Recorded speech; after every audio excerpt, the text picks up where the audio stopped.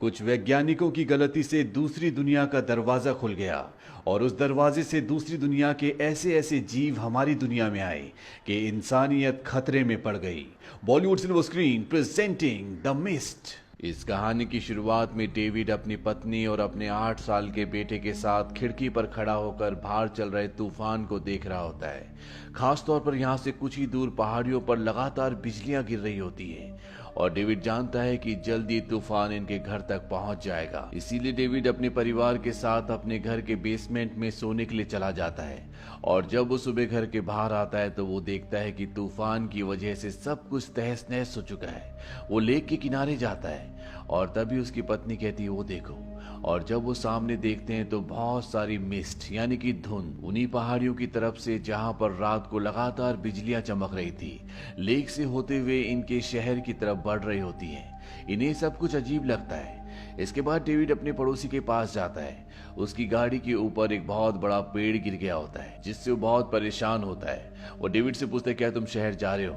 David कहता है कि हाँ, और इसके बाद डेविड अपने बेटे और अपने पड़ोसी ब्रेंट के साथ शहर की तरफ निकल पड़ते हैं। जब भी रास्ते में होते हैं तो देखते हैं वहां पर बहुत सारी मिलिट्री की गाड़ियां भी आ रही होती है जो कि अफरा तफरी में होती हैं, और ये सभी गाड़ियां भी उन्हीं पहाड़ियों की तरफ से आ रही होती है जिस तरफ से धुंध आ रही है। डेविड का पड़ोसी ब्रेंट उससे पूछता है क्या तुम्हें पता है कि वहां पर पहाड़ियों में आर्मी वाले क्या करते हैं? डेविड कहता है कि शायद वहां पर आर्मी वालों का कोई रिसर्च बेस है। ब्रेंट उसे बताता है कि एक औरत का कहना है कि कुछ ही दिनों पहले उसने उन्हीं पहाड़ियों पर एक यूएफओ को क्रैश होते हुए देखा जिसके अंदर एलियंस थे और वो सब के सब जमे हुए थे। अब ये सुपरमार्केट पहुंच जाते हैं। ये देखते हैं शहर के लगभग सभी लोग यहाँ पर खरीदारी कर रहे हैं क्योंकि रात को जो तूफान आया था उससे सब के सब डरे हुए हैं। इसीलिए सब अपने घर में खाने पीने और जरूरत का सामान स्टोर करना चाहते हैं।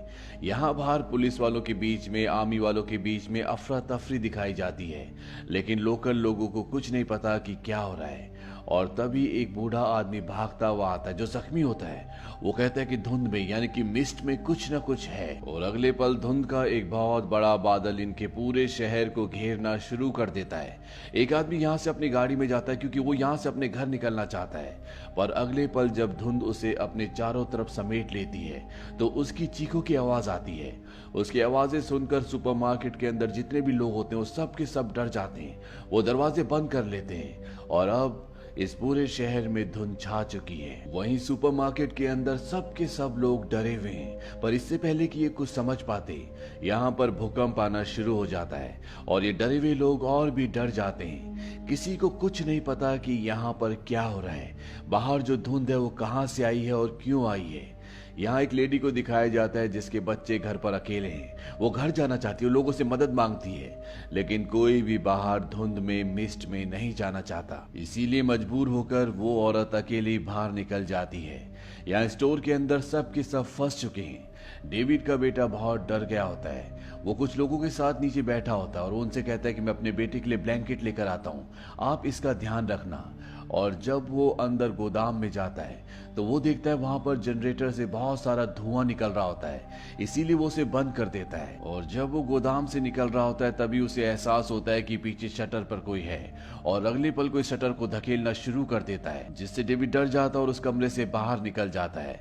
यहाँ बाहर कुछ और स्टाफ के लोग आ चुके होते हैं क्योंकि वो जनरेटर को ठीक करना चाहते हैं, शुरू करना चाहते हैं, जो डेविड ने बंद कर दिया है। डेविड नहीं चाहता कि अंदर कोई भी जाए, वो उन्हें वहां जाने से रोकता है, लेकिन वो सब के सब अंदर चले जाते हैं। और जब वो जनरेटर को चेक करते हैं तो वो देखते हैं कि ये प्रॉब्लम बाहर से है, इसके लिए बाहर जाना पड़ेगा। डेविड इन्हें बाहर जाने से मना करता है, पर यहाँ पर एक लड़का होता है। वो कहता है कि मैं बाहर जाकर इस प्रॉब्लम को फिक्स करूंगा। ये शटर खोलने के लिए उसका बटन दबाते हैं और धीरे धीरे शटर ऊपर उठना शुरू हो जाता है। शटर थोड़ा सा ही ऊपर उठता है तो ये देखते हैं कि बाहर बहुत सारी धुंध है और धीरे धीरे वो धुंध, वो कोहरा अंदर आना शुरू हो जाता है। और अगले पल उस धुंध से ऐसा लगता है जैसे किसी ऑक्टोपस के हाथ अंदर आ रहे हैं, और ये हाथ कोई छोटे नहीं होते बल्कि बहुत विशाल होते हैं जो उस लड़के को पकड़ लेते हैं। वो उसे खींचकर बाहर ले जाना चाहते हैं, पर डेविड उस लड़के को पकड़ लेता है। डेविड यहाँ पर बाकी लोगों से मदद भी मांगता है, पर वो सब के सब इतने डरे हुए होते हैं कि कोई भी मदद के लिए आगे नहीं आता। और वो विशालकाय जानवर जिसके सिर्फ हाथ दिख रहे हैं वो उस लड़के को खींचकर बाहर ले जाता है, पर इससे पहले कि वो अपने सभी लिम्स को, सभी हिस्सों को बाहर निकालता, डेविड उसके शरीर के एक हिस्से को काट देता है। इसके बाद ये सब के सब लोगों के पास आते और उन्हें बताते हैं कि हमने एक टेंटिकल को देखा, यानी कि एक बहुत बड़े ऑक्टोपस टाइप जीव के शरीर के हिस्सों को देखा, पर इन पर कोई भी विश्वास नहीं करता। इसीलिए डेविड और यहाँ के स्टाफ के जो बाकी लोग होते हैं, जिन्होंने उस विशालकाय जीव के हिस्सों को देखा था, वो इन्हीं में से एक आदमी को स्टोर के अंदर ले जाते हैं, जहां पर अभी भी उसके शरीर का वो हिस्सा पड़ा होता है जिसे डेविड ने काट दिया था। और जैसे ये उसे स्टिक से टच करते हैं, उस हिस्से में जान आ जाती है, पर अगले पल वो पिघल जाता और पानी बनकर बहकर बाहर निकल जाता है। और अब वो आदमी यहाँ पर सभी लोगों को, जो डेविड की और यहाँ के स्टाफ की बातों पर यकीन नहीं कर रहे थे, उन्हें कहता है कि यहाँ पर सच में कोई सीरियस प्रॉब्लम है। दरअसल इस सुपरमार्केट चारों तरफ से ग्लास की होती है, इसीलिए इन सब की जान को खतरा है। और ये सुनने के बाद सभी लोग जो भी उनकी बातों पर यकीन करते हैं, वो यहाँ पर सामान से, कांच से बनी हुई खिड़की, दरवाजों और दीवारों को कवर करना शुरू कर देते हैं। डेविड का पड़ोसी जो ब्रेंट होता है, उसे उनकी बातों पर विश्वास नहीं होता, इसीलिए वो कहता है कि मैं यहाँ से बाहर जाऊंगा। उसके साथ कुछ और लोग भी जाने के लिए तैयार हो जाते हैं। डेविड ब्रेंट को कहता है कि अपनी कमर में रस्सी बांध लो, लेकिन वो ऐसा करने से मना कर देता है। पर यहाँ पर एक दूसरा आदमी होता है, वो कहता है कि मैं ऐसा करूंगा। और अब ये सब के सब उस धुंध में, उस कोहरे में बाहर निकल जाते हैं। और अगले पल वो रस्सी जो एक आदमी की कमर से बंधी होती है, जो डेविड ने अंदर पकड़ी हुई है, वो खींचना शुरू हो जाती है। ये बड़ी मुश्किल से उस रस्सी को कंट्रोल करते हैं, और जब ये उसे वापस खींचते हैं तो उस रस्सी के साथ उस आदमी का आधा शरीर ही आता है। और ये देखकर सब के सब बुरी तरह से डर जाते हैं। अब सबको पूरी तरह से यकीन हो चुका है कि डेविड और यहाँ के एम्प्लॉयज जो भी कह रहे थे, वो बिल्कुल सच कह रहे थे। धीरे धीरे शाम ढलना शुरू हो जाती है। यहाँ पर जनरेटर ऑन ना होने की वजह से अंधेरा होता है, इसीलिए सब यहाँ पर टॉर्च जला लेते हैं। और अगले पल यहाँ पर जो कांच की खिड़की, दरवाजे और दीवारें हैं, उन पर उड़ने वाले बग्स बैठना शुरू हो जाते हैं। ये बहुत बड़े होते हैं, ऐसे बग्स पहले किसी ने कभी नहीं देखे। साथ ही साथ यहाँ पर जो कांच है वो इतना मजबूत नहीं है, इसीलिए सब के सब डरे होते हैं। और इनका डर तब बढ़ जाता है जब इन्हीं बग्स को खाने के लिए बड़े बड़े पंछी आते हैं। और ये पंछी भी उसी दुनिया के हैं जिस दुनिया के ये बग्स हैं। अंदर किसी को कुछ समझ में नहीं आ रहा होता, और तभी यहाँ पर एक आदमी समझ जाता है कि ये जीव लाइट की तरफ अट्रैक्ट हो रहे हैं, इसीलिए ग्लास पर चिपके हुए हैं। वो सबको लाइट्स ऑफ करने के लिए कहते हैं, लेकिन अब जनरेटर भी चालू हो चुका है, इसीलिए अंदर पूरी तरह से लाइट है। और बाहर जो बड़े पंछी होते हैं, वो छोटे जीवों को खाने के दौरान एक गिलास को तोड़ देते हैं, जिस वजह से अब वो अंदर आना शुरू हो जाते हैं। यहाँ पर एक जीव एक लड़की को काट लेता है, जिस वजह से कुछ ही देर में उसकी मृत्यु हो जाती है। साथ ही साथ एक बड़ा पंछी एक आदमी को मार देता है। और एक आदमी इन जीवों को जब जलाने की कोशिश कर रहा होता है तो उसके शरीर में खुद ही आग लग जाती है। यहाँ पर एक लेडी भी होती है जिसका नाम होता है मिसिस कार्मोडी, जिसके सामने एक बहुत बड़ा बग आता है जिसके काटने से वो मर जाएगी, पर वो अपनी प्रार्थना करना शुरू कर देती है और वो बग उसे बिना कुछ कहे वहां से निकल जाता है। ये देखकर सब के सब मिसिस कार्मोडी पर विश्वास करना शुरू कर देते हैं। दरअसल उसका मानना है कि वो गॉड से बातें कर सकती है, वो उनसे जुड़ी हुई है, और पहले भी उसने यहाँ पर लोगों को बहुत सारी बातें बताने की कोशिश की थी, पर किसी ने उस पर विश्वास नहीं किया था। यहाँ पर कई बार वो अपने आप से खुद ब खुद बातें करना भी शुरू कर देती है।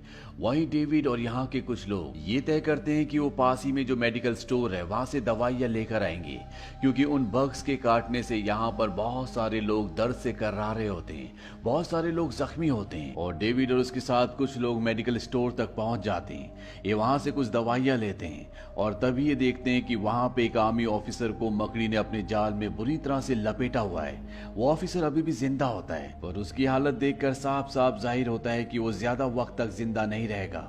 वो इन सबको कहता है इट्स आवर फॉल्ट, यानी कि ये हमारी गलती थी। इसके बाद उसके शरीर से मकड़ियां निकलना शुरू हो जाती है और साथ ही साथ यहाँ पर अब बहुत सारी मकड़ियां आ चुकी है।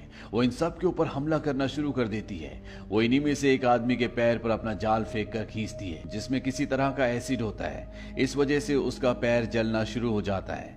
यहाँ पर एक और आदमी के ऊपर मकड़ी अपने मुंह से लिक्विड फेंकती है और उसका मुंह भी जलना शुरू हो जाता है। इनके दो साथी मारे जाते जाते हैं और डेविड और उसके साथ जितने भी लोग बचे होते हैं वो सब के सब दवाइयां लेकर वापस स्टोर में पहुंच जाते हैं, जहां पर सब लोग इनका इंतजार कर रहे होते हैं। यहाँ पर एक सोल्जर भी होता है जिसकी पोस्टिंग वहीं पहाड़ियों पर थी जहां से मिस्ट ये धुंध आई है।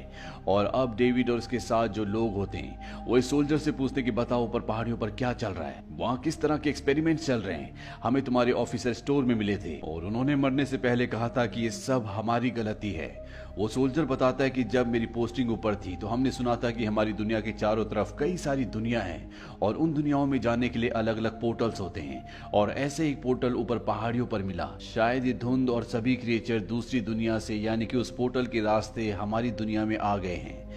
यहाँ पर जो मिसिस कार्मोडी होती है जिसका ये दावा है कि वो ईश्वर से बात कर सकती है, अब सब लोग उसे मानना शुरू कर देते हैं और वो सोल्जर पर आरोप लगाती है कि तुमने ईश्वर की बनाई दुनिया से छेड़खानी की है, तुमने दूसरी दुनिया का दरवाजा खोल दिया, तुमने कुदरत के नियमों को तोड़ा है और इसकी सजा अब हम सबको मिलेगी।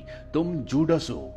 जूडस वो इंसान था जिसने यीशु को यानी कि जीसस को धोखा दिया था और उसके बाद उन्हें क्रूज पर लटका दिया गया था। कामोडी की सारी बातें सुनने के बाद यहीं पर एक आदमी जिसका नाम जेसप होता है वो बहुत ज्यादा इन्फ्लुएंस्ड हो जाता है। उसे लगता है कि ये सोल्जर पापी है, इसी की वजह से इन सब के ऊपर ये मुसीबत आई है और वो उसे चाकू मार देता है। हालांकि डेविड और कुछ लोग उसे ऐसा करने से मना भी करते हैं पर ज्यादातर लोग उसी की तरफ होते हैं। इसीलिए चाहकर भी डेविड और कुछ और लोग जो उस सोल्जर की मदद करना चाहते हैं उसकी मदद नहीं कर पाते। और अब कार्मोडी कहती है कि इसे उस जानवर को खिला दो यानी कि इस सोल्जर को बाहर फेंक दो।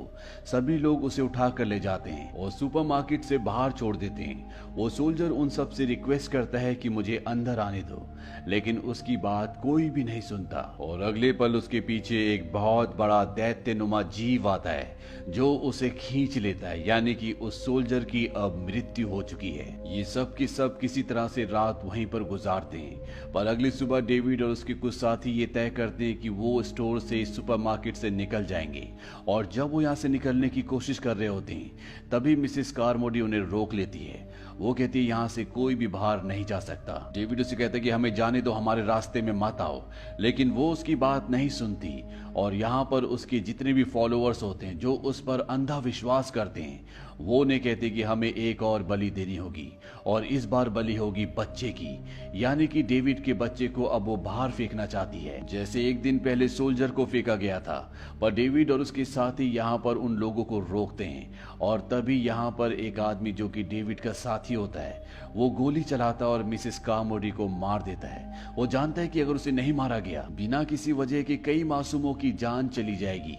अब डेविड और उसके सभी साथी यहाँ से बाहर निकल जाते हैं। चारों तरफ मिस्ट यानी कि धुंध है और ये किसी भी तरह से डेविड की गाड़ी तक पहुंचना चाहते हैं पर इससे पहले कि ये गाड़ी तक पहुंचते इनके सामने एक बहुत बड़ा दैत्यनुमा जीव आता है जो ओली को उठा लेता है और उसको मार देता है। साथ ही साथ यहाँ पर मकड़ियां भी आ जाती जो इनमें से दो को मार देती है।